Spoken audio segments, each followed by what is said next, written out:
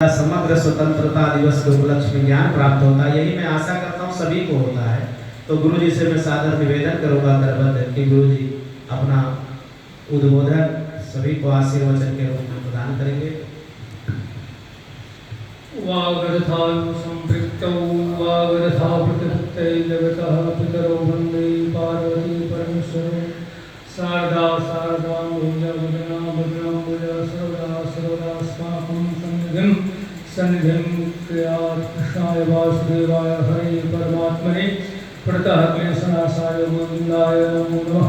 वंशी विभूषितकरान्नवनीरदाभात् पीताम्बरागरुणमफलाग्रौष्णात् पूर्णेन्दु सुन्दरं काव्यविन्दनेत्रात् कृष्णात् परं किमपि तत्त्वमहं न जाने। सहनावतु सहनौ भुनक्तु सह वीर्यं करवावहै तेजस्विनावधीतमस्तु मा विद्विषावहै। ओम शांति शांति शांति। इस सभा के मध्य में विराजमान श्रद्धेय स्वामी जी, हमारे अन्य सहयोगी अध्यापक तथा प्रिय छात्रों, आज बड़े ही हर्षोल्लास का विषय है कि हमारा देश स्वतंत्रता की अपनी वर्षगांठ मना रहा है और हम भी इसके सहभागी हैं। स्वतंत्रता दिवस की हम हार्दिक शुभकामना देते हैं और इस स्वतंत्रता दिवस के साथ ही बड़े हर्ष का विषय है जो इस देश की पावन धरा पर जिसने आज से हजारों वर्ष पहले धर्म की संस्थापना का जमजम घोष किया था, धर्म संस्थापनार्थाय संभवामि युगे युगे, उनका भी आज जन्म दिवस बड़े ही हर्षोल्लास से मनाया जाएगा। ये भी संयोग है, बहुत ही सुखद संयोग। इसकी भी कृष्ण जन्माष्टमी की भी हम शुभकामना देते हैं।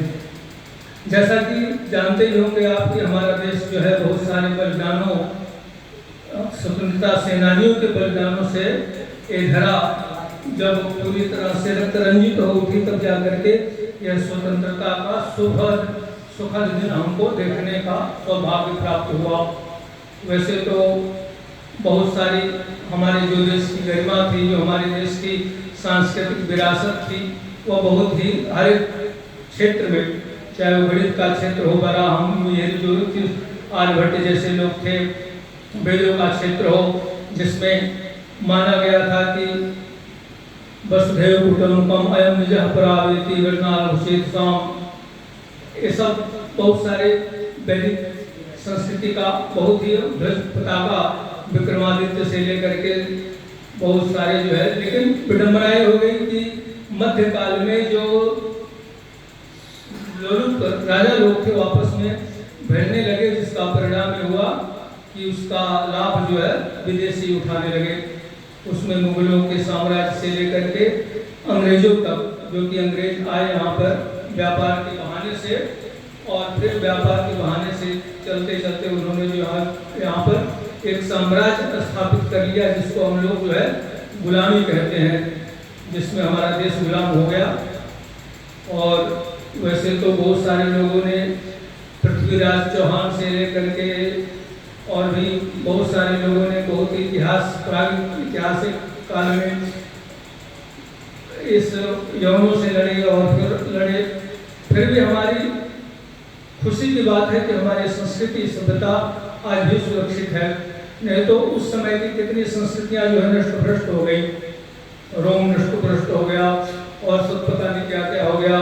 लेकिन बहुत ही खुशी की बात है कि जो हमारी वैदिक संस्कृति है वह आज भी अक्षुण्ण है। और इस वैदिक संस्कृति ने चूंकि पूरे विश्व में एक संदेश दिया, शांति का संदेश दिया, आरोग्य का संदेश दिया और भी बहुत सारा सहयोग दिया। और हम इतिहास के क्रम में यदि नजर डालें तो बहुत ज़्यादा कहने की आवश्यकता पड़ जाएगी, इसलिए उतना बारीकी से सूक्ष्मता से हम इतिहास पे तो नजर नहीं दौड़ाएंगे। बस यही कार्यक्रम जो है 1857 पे जाता है, जहाँ पर प्रथम स्वतंत्रता संग्राम हुआ था। वैसे तो भारत में बहुत सारे, कहीं प्लासी का युद्ध है, कहीं पानीपत का युद्ध है, कहीं बहुत सारे इतिहास में युद्ध दर्ज हैं, मुगलों से लेकर के उन्होंने तक बहुत सारे। लेकिन जो आधुनिक भारत का जो स्वतंत्रता आंदोलन था, प्रथम स्वतंत्रता संग्राम, अंग्रेजों के विरुद्ध जो तात्या टोपे और वो थे वीर स्वतंत्रता सेनानी मंगल पांडे, इन लोगों ने किया था रानी लक्ष्मीबाई के सहयोग से। तो वह जो है ऐसा लगता था जैसे सुप्त भारत में एक नई चेतना आई है अंग्रेजों से। लेकिन विडंबना थोड़ी ये हो गई कि कुछ उसमें फूट पड़ गई और ये बात अंग्रेजों को मालूम चल गई और उन्होंने जो है इसका दमन कर दिया पूरी तरह से।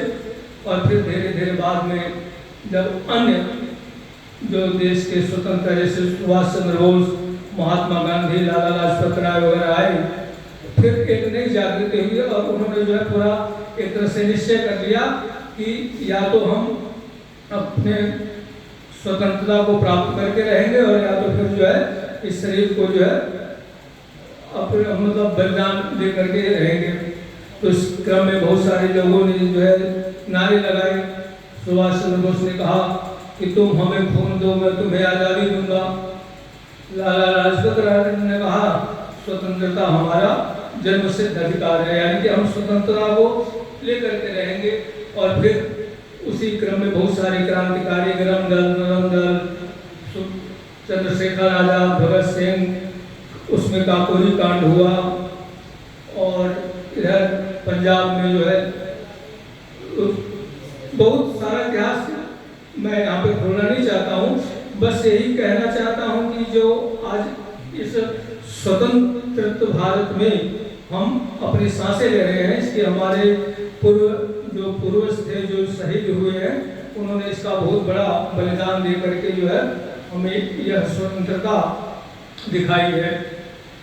तो लेकिन विडंबना यह है कि आजकल के जो कथित नेता लोग हैं, जिनको जैसा कि एक कहानी है चुटकीला जैसा कि एक वृक्ष था, तो उस पर बहुत सारे उल्लू बैठे हुए थे। तो किसी ने सोचा कि कोई वृक्ष पर उल्लू बैठते हैं तो लोग उसको काट दिया जाए, क्योंकि हर साख पर उल्लू बैठा है, जामे गुलिस्तान क्या होगा। तो फिर उस जब पेड़ कट गया तो उसकी कुर्सियाँ बन गई और कुर्सियाँ जाके संसद भवन में लग गई। तो विडंबना यह है कि आज भी जो है उस संसद भवन में सब उल्लू ही बैठे हैं, क्योंकि वो अंग्रेजों की ही नीति पर चलते हैं। एक तरह से जैसे अंग्रेजों की नीति थी डिवाइड रूल, बांटो और राज्य करो, यानी कि देश की जनता आपस में लड़ती बढ़ती रहे और हम जो है सुखपूर्वक राज्य करें। यही स्थिति जो है आजकल के तथाकथित जो आधुनिक नेता है इनके दिमाग में भी घर कर गया है। यानी कि हिंदुत्व के अंदर भी उन्होंने जो है पीडीए पता नहीं क्या क्या जो है एक नया जातीय जनगणना वगैरह लेकर के, तो इनकी सोच जो है बहुत दूरगामी ये सोच रहे हैं कि हम जो हिंदुत्व है उस हिंदुत्व को खंडन मतलब बांट करके तो हिंदू बटेगा, और जब हिंदू बटेगा तो एक मुश्त जो है हमारा शासन चलेगा और हम जो है इस तरह से अब सत्ता के भूखे हैं। सबसे बड़ी विशेषता तो ये थी कि बहुत सालों के बाद जागृति आई थी हिंदू चेतना का। एक 1992 की बात है, तो जब वो थे लाल कृष्ण आडवाणी, उन्होंने राम जन्मभूमि आंदोलन के लिए रथ यात्रा शुरू किया था। हिंदुत्व चेतना उससे बहुत ज़्यादा उभर करके आई थी, बहुत जागृति आ गई थी। लेकिन विडंबना हो गई कि तत्कालीन प्रधानमंत्री विश्वनाथ प्रताप सिंह ने जो है उसमें हिंदुओं में फूट डालने के लिए मंडल आयोग लागू कर दिया। तो उस मंडल आयोग की ही देन है सब मुलायम, मायावती वगैरह जितने भी नेता हैं अपने ही जाति पक्ष के लोगों को ज़्यादा उसमें संदर्भित करते हैं, और वही काम जो है इनके आधुनिक नेता अखिलेश से लेकर के वो सब कर रहे हैं। विडंबना यही है कि वो हिंदुत्व को भी बांट रहे हैं। जो हिंदुत्व संगठित होकर के विश्वगुरु बनता, संपूर्ण विश्व का मार्गदर्शक बनता, क्योंकि आज से भी है पुरातन काल से है, वैदिक संस्कृति से है, भारत जो है अपने हर एक क्षेत्र में विश्वगुरु रहा है। पहले से ही एतद् देश प्रसूतस्य सकाशात् अग्रजन्मना स्वसं चरित्रम शिक्षेरन् पृथिव्या सर्वमानवा। चंद्रगुप्त चाणक्य की कहानी तो मालूम ही होगी। तो अनादिकाल से जो है भारत के गरिमा रही, बहुत सारे लोग यहाँ पे शिक्षा ग्रहण करने के लिए आते थे। तक्षशिला से लेकर के नालंदा विश्वविद्यालय वगैरह होते थे, लेकिन उन सब विरासत को उन्होंने समाप्त करके हिंदुत्व के अंदर भी जो है फूट डालने का एक प्लान बना करके अपने दूरगामी राजनीति लोलुपता को अपना लक्ष्य बनाए हैं। तो हमारी कहने का तात्पर्य है कि आज इस स्वतंत्रता दिवस पर हमें संकल्प लेना चाहिए कि हम सभी लोग जो है इस वैदिक संस्कृति से लेकर के जो हमारी संस्कृति है उस संस्कृति को सुरक्षित संरक्षित करने के लिए एक संकल्पबद्ध होकर के संपूर्ण मानव जाति के लिए, जैसे कि हमारे ऋषियों का उद्घोष रहा है कि उन्होंने संकुचित विचारधारा न लेकर के संपूर्ण मानव समाज के लिए एक हित कामना किया, चिंतन किया। सर्वे भवन्तु सुखिनः सर्वे सन्तु निरामयाः सर्वे भद्राणि पश्यन्तु मा कश्चित् दुःखभाग् भवेत्। लेकिन ये तो आजकल के संकुचित नेता हैं जिनके हृदय संकुचित हैं और वो जाति और धर्मों में बांट करके जो है अपनी अपनी राजनीतिक रोटी सेकते हैं। ऐसे लोगों से सावधान होकर के हमें इस विश्व सांस्कृतिक पहचान, जो हमारी हिंदू की पहचान है, जो हमारी वैदिक सभ्यता की पहचान है, उसको सुरक्षित करते हुए देश की रक्षा का संकल्प लेते हुए आज के दिन उन शहीदों को श्रद्धांजलि देते हैं। यही इस स्वतंत्रता दिवस का एक पर्व है। आप सभी लोगों को पुनः एक बार बधाई देते हुए मैं अपने बारे में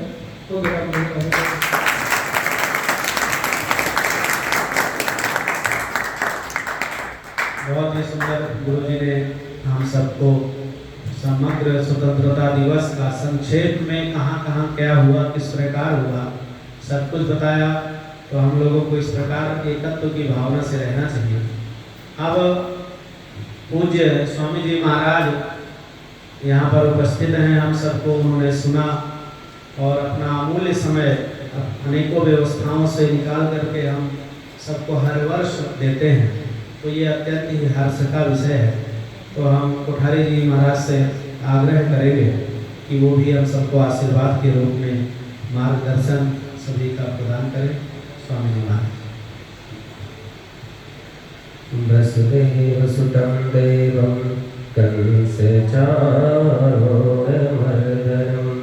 देवकी परमानन्दं कृष्णं वन्दे जगद्गुरुं सदाशिवसमारम्भां शङ्कराचार्यमध्यमाम् अस्मदाचार्यपर्यन्तं वन्दे गुरुपरम्पराम्।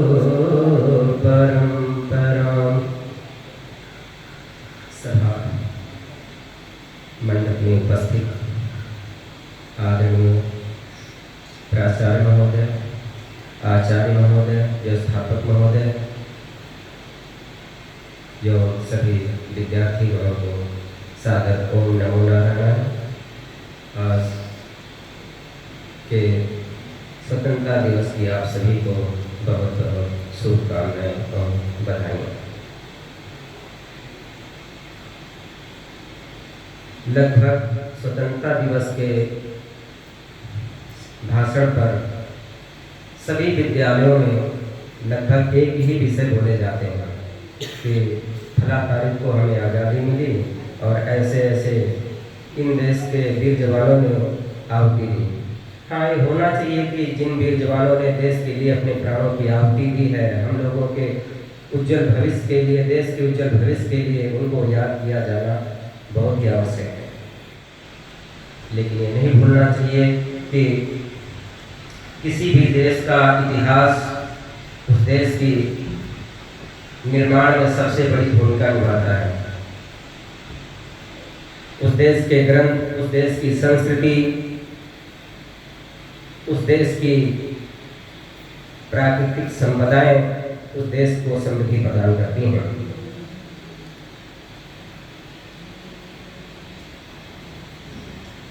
जैसा कि आप सभी लोगों ने अपने विद्यालय के कोर्स के पुस्तकों में जरूर पढ़ा होगा कि भारत की खोज किसने की, बताएंगे? भारत की खोज किसने की? वास्को डी गामा बोलते हैं। बड़े दुर्भाग्य की बात है कि हमें ऐसी शिक्षा दी गई है। शिक्षा नीति भारत की अवश्य ही बदलनी चाहिए। यदि भारत को समृद्ध बनाना है, स्वावलंबी बनाना है, आत्मनिर्भर बनाना है, तो भारत की शिक्षा नीति, चिकित्सा नीति अवश्य ही बदलनी चाहिए। जिस तरीके से हमारे देश के युवाओं में अपनी ही संस्कृति के प्रति घृणा की भावना भरी जाती है और दूसरे देशों की संस्कृति के बारे में उत्तम भावना भरने का प्रयास किया जाता है, यह देश को तोड़ने की एक बहुत बड़ी साजिश चल रही है।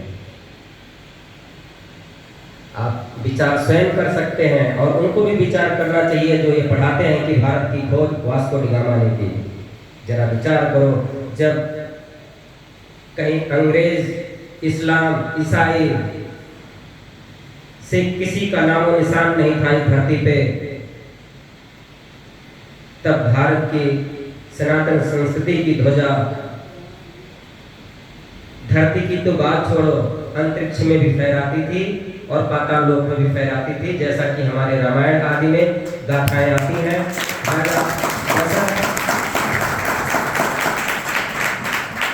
राजा दशरथ को युद्ध के लिए, युद्ध सहायता के लिए देवराज इंद्र ने भी आमंत्रित किया था।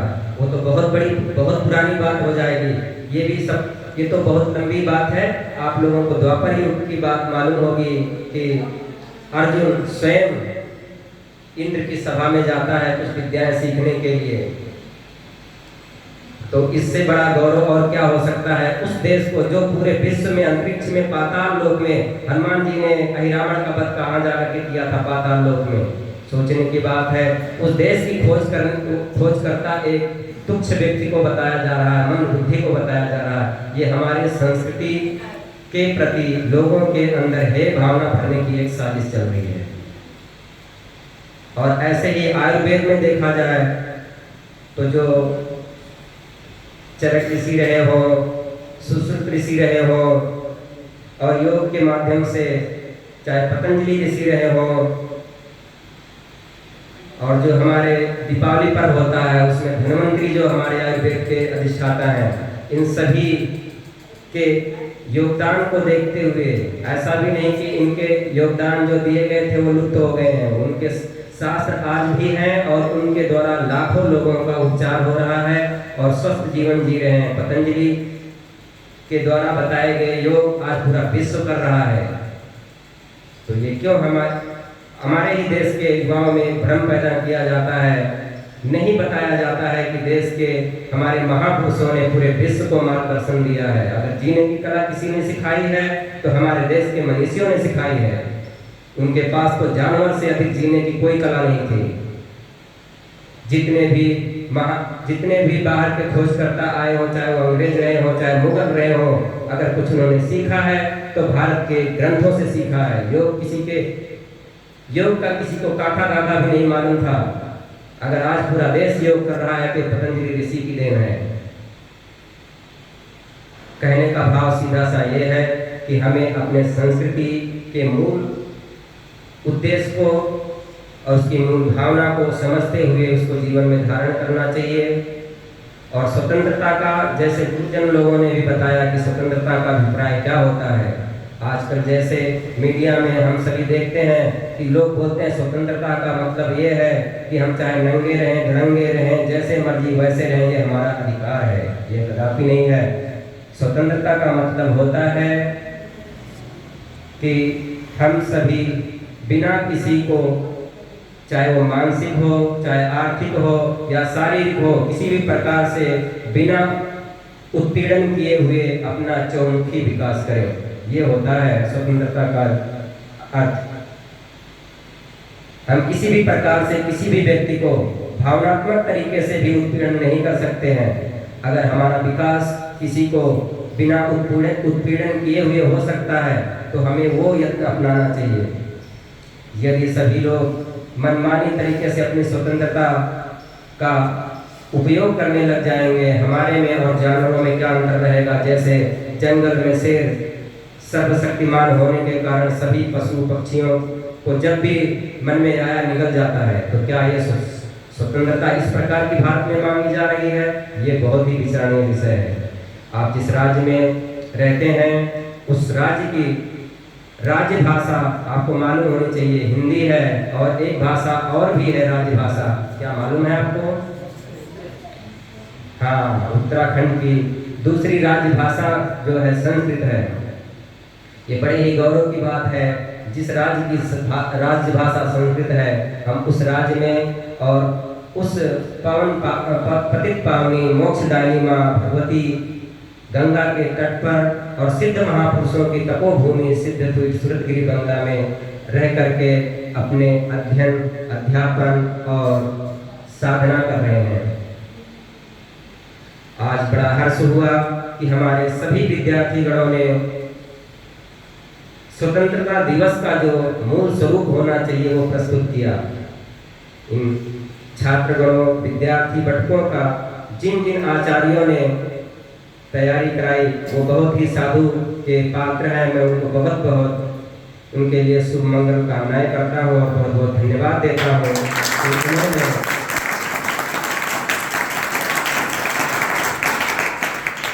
उन्होंने जीवन के हर पहलू को ध्यान में रखते हुए बच्चों को तैयार कराया। किसी भी मंच से इतनी विधाओं पर व्याख्यान नहीं किए जाते हैं, और अगर आवाज़ कहीं हमारे मीडिया के माध्यम से या दूरसंचार के माध्यम से सरकार तक पहुंचती है तो हम तो निवेदन करेंगे, जब भी अब अगला 15 अगस्त या 26 जनवरी गणतंत्र दिवस मनाया जाए तो वहाँ पर बहुमुखी विकास की बातें की जाए, वहाँ पर सभी विषयों पर व्याख्यान कराए जाएं जो देश के लिए आवश्यक है। केवल 15 अगस्त क्यों मनाया जाता है, उसको दिलाने वाले कौन से महापुरुष थे, उसमें भी बहुत सारी राजनीतियाँ हैं। महारानी लक्ष्मीबाई का नाम कुछ वर्ग जो है आज लेते हुए बहुत सचाते हैं, जिन्होंने सबसे पहले देश को आज़ाद कराने में सबसे पहले बलिदान दिया था। एक छोटा सा बालक अपने लेकर के पीठ पर बांध करके घोड़े पे सवार होकर के, और अगर चाहती महारानी लक्ष्मीबाई अंग्रेजों से समझौता करा करके सारी जिंदगी मौज से राज करती, जिस तरीके से आज हमारे विधर्मी लोग कुर्सी पर बैठ करके बड़े बड़े आक्रांताओं से हाथ मिला करके राज करने की लालसा रखते हैं।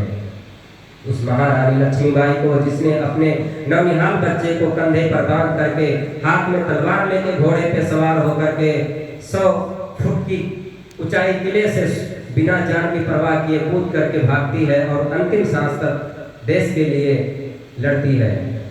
उस महारानी लक्ष्मीबाई को कुछ वर्ग जिन्होंने पहले 70 साल तक राज किया, एक स्वतंत्रता सेनानी भी, एक देशभक्त भी घोषित नहीं कर सके। ये बड़ा दुर्भाग्य है।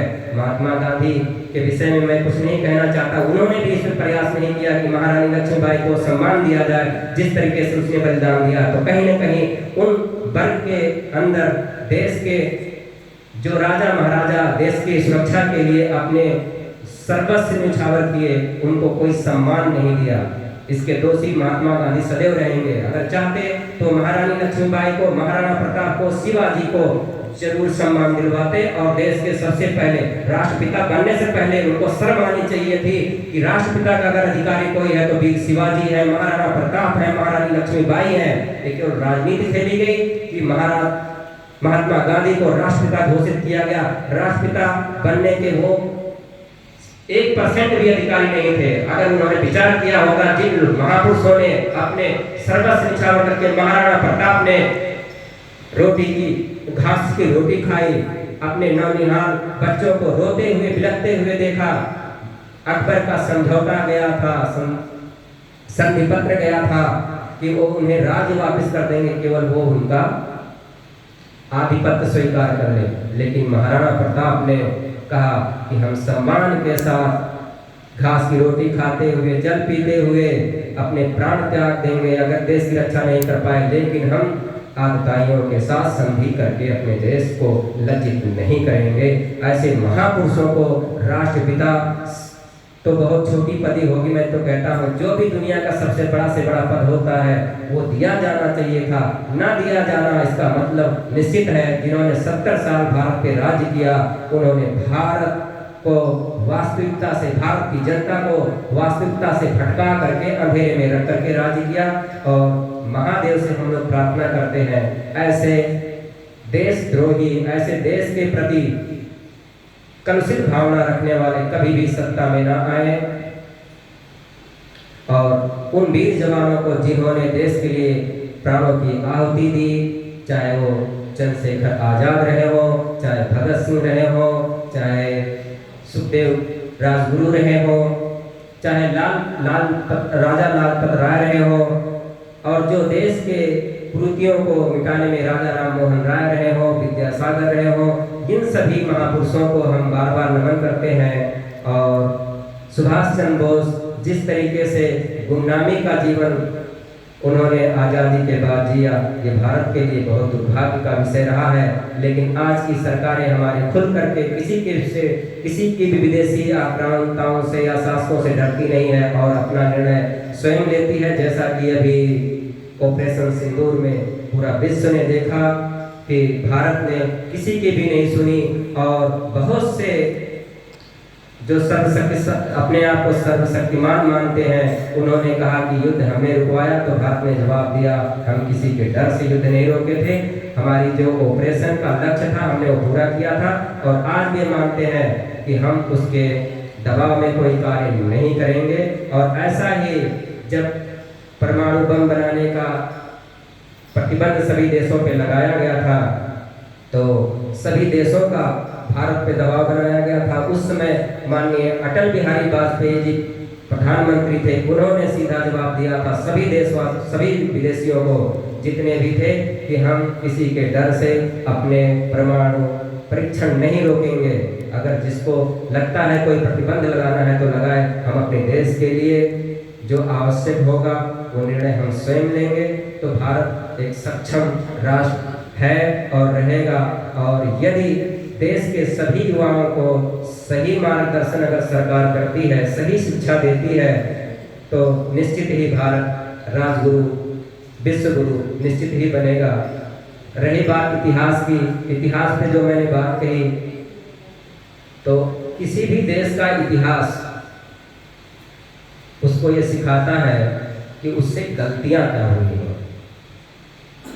अगर हमें हमारे पूर्वजों के द्वारा जो कुछ भी कमियां रही हैं, हमें यदि वह पता चलता है तो निश्चित ही हम उससे बचने की कोशिश करते हैं। इतिहास का सबसे पहला फायदा यह है, चाहे वो पृथ्वीराज चौहान के द्वारा जो मोहम्मद गौरी पर दया करके छोड़ा जाना था, ये गलती हुई। ऐसे अनेक दया के कारण या शास्त्रों की मर्यादाओं के कारण कुछ हमसे गलतियां हुई, वो इतिहास हमें बताता है, वो हमें जानना चाहिए और उससे भविष्य में बचना चाहिए और सारी सरकारों पर उस पर ध्यान देना चाहिए। और उसी प्रकार जो हमारे इतिहास के गौरवपूर्ण पल रहे हैं, जो हमारे महापुरुषों ने, वीर योद्धाओं ने देश के लिए महान कार्य किए हैं, वो भी हम सभी को मालूम होना चाहिए, ताकि हम उससे सीख लेते हुए हमारे देश के युवा पीढ़ी उस मार्ग पर चले और विदेशी आक्रामकताओं को मुंहतोड़ जवाब दे सकें। इसलिए इतिहास का शुद्ध होना किसी भी देश के लिए बहुत जरूरी है और उस देश की संस्कृति शुद्ध होना बहुत जरूरी है। जिस देश को बर्बाद करना हो, वहाँ की संस्कृति को मिलावट कर दो, अशुद्ध कर दो और वहाँ की इतिहास को कलंकित कर दो, इसके इतिहास में मिलावट कर दो। अगर किसी देश को बर्बाद करना है, यही हमारे साथ हुआ। और अगर सरकारें नहीं जगी तो निश्चित ही भारत के लिए बड़ा संकट बन सकता है। जैसा कि इतिहास में पढ़ाया जाता है कि अकबर महान था, ऐसे बहुत सारी गाथाएं हैं। दिल्ली के किसी भी रोड पर निकलो तो उन लोगों के नाम से रोड का नामांकन किया गया है जिसको सुनकर घृणा आती है। हमारे पास महापुरुषों की इतनी पीढ़ियां हैं कि गली गली में जितने रोड हैं उनका नाम उनके नाम पे रखा जाए तो महापुरुषों की कमी नहीं होगी। लेकिन हमारे देश की राजधानी में उन आक्रांताओं जिन्होंने देश के लाखों बहन बेटियों की इज्जत लूटी हो, लाखों यहाँ के सांस्कृतिक विरासत को तोड़फोड़ किया हो, उनके नाम पर देश की राजधानी में राष्ट्रीय राजमार्गों के और राष्ट्रीय आवासों के नाम रखे जाएं, ये बहुत ही दुर्भाग्यपूर्ण है। कहीं न कहीं हमारे मन में ग्लानिपूर्ण भावना भरने की एक साजिश है। जैसा कि हमें कुछ दिन पहले पता चला था किसी महापुरुष के द्वारा कि पहले की सरकार में एक कानून लाया गया था कि भारत में जो आयुर्वेद की पद्धति है उस पद्धति से इलाज करने पर बैन किया गया था। कितनी बड़ी साजिश हो सकती है कि भारत के जिन खोज हमारे महापुरुषों ने बड़े मुश्किल से खोजा और आज भी उसके द्वारा लाखों लोगों को स्वास्थ्य लाभ प्राप्त हो रहा है। कुछ साजिशकर्ताओं ने जो विदेश से पढ़ के आए थे, देश को लूटने की साजिश थी उनकी, उन्होंने आयुर्वेद के माध्यम से इलाज करने पर बैन लगा रखा था। ये कितना बड़ा दुर्भाग्य हो सकता है। ऐसे बहुत सारे इतिहास में हमारे गोलमेल हुआ है। सबसे बड़ा दुर्भाग्य आप लोगों को ये पता लगेगा, आज भी विद्यालयों में हमें इतिहास में ये पढ़ाया जाता है कि जब चार व्यक्ति कोई बात लिखते हैं, उसमें कोई संदेह होता है, तो प्रमाण के रूप में क्या पेश किया जाता है कि इस अंग्रेज लेखक ने ये लिखा है इसलिए ये ज्यादा प्रमाणिक है। विश्व में कोई भी ऐसा देश नहीं है कि जहां के इतिहास को पढ़ाने के लिए बाहर के इतिहासकार के व्यक्ति की रचना को प्रमाण माना जाता, कोई नहीं मानता। विश्व में किसी का भी इतिहास उठा के देखेंगे, वहां के इतिहास के बारे में वहां के महापुरुषों ने, वहां के लेखकों ने, वहां के इतिहासकारों ने जो लिखा है वह सर्वमान्य होता है। लेकिन भारत में ऐसा कुचक्र चलाया गया है, ऐसा षड्यंत्र चला गया है। जितने भी ऐतिहासिक तथ्य होंगे, जहां पर दो मत आएंगे, उसमें एक तीसरा मत लाया जाता है, किसी अंग्रेज का, किसी मुगल का, और वो बताया जाता है ये सत्य है।